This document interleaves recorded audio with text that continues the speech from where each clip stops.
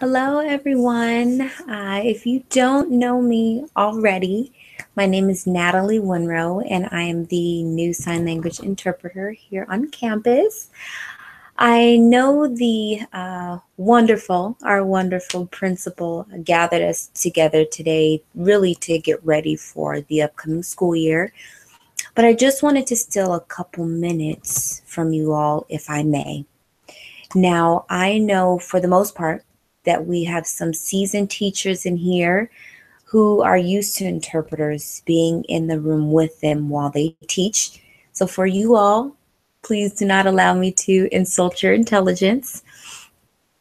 For the others, this may be a first. I want you all to know that I do not take my job lightly, and I will do all that I can to ensure that our deaf students understand everything as clear as the other children, and moreover, that they feel included here within our school.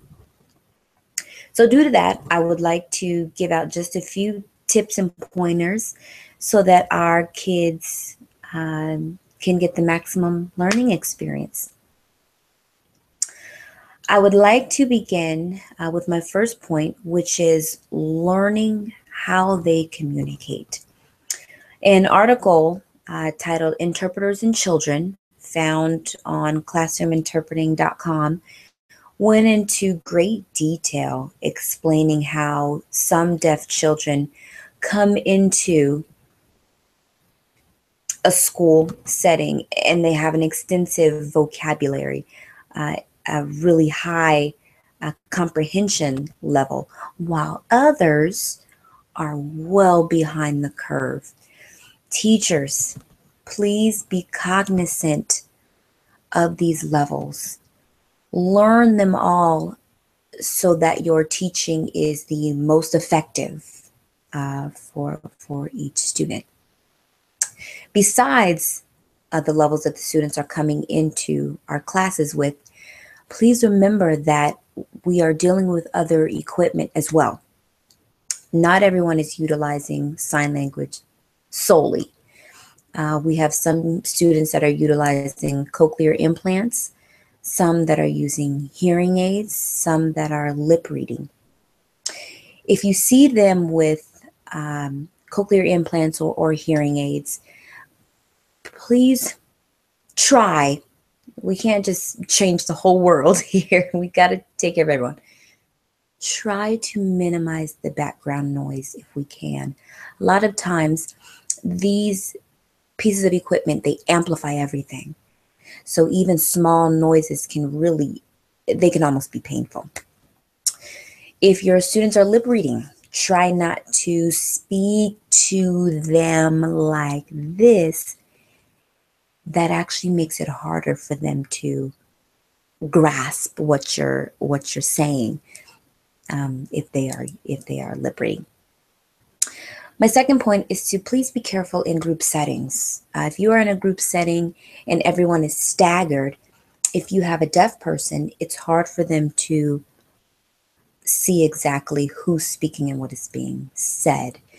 If you place them in a circular formation, it's easier for them to see everyone's mouths, facial expressions, and I am able to tell them exactly who's speaking, and it's easier to explain what is being said in a circular setting like that.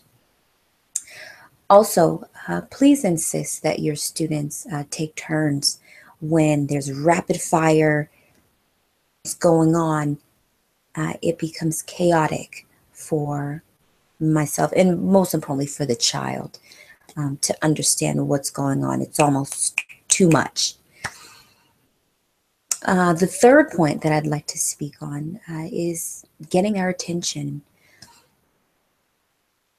In the hearing world, when you tap on someone, it's rude. I don't know how you guys feel, but I hate it. In the deaf world, that is commonplace. If you want to get their attention, you can wave or gently tap them on the shoulder. You can also give that information to the rest of the students so that they feel as if they don't have to be on eggshells. There is a right way to speak with the deaf student. Also, please do not yell in their ear if you're trying to get a hold of them or get their attention. Yelling their name back to the cochlear implant or hearing aid point, that will just rattle them. Fourth point, it seems harsh, but we must remember that I am their interpreter. I am not their sitter. Please face them if you are directly addressing them. And if they're asking for clarification, please do not solely depend on me to make it clear for them. I'm absolutely here to help, and I've got a helping heart, so I will. But they need to form a line of trust directly with you and see you as the teacher, not me. That's for the benefit of everyone. Last but not least, please remember to not say the words, "I'll tell you later." To the deaf student, it's almost like a hot button. And here at William Woods High School, we are trying our best to foster an environment of inclusion. And it may seem appropriate to you in a busy moment, but it does irreparable damage to a deaf person to be told that. Instead, opt to utilize gestures if need be.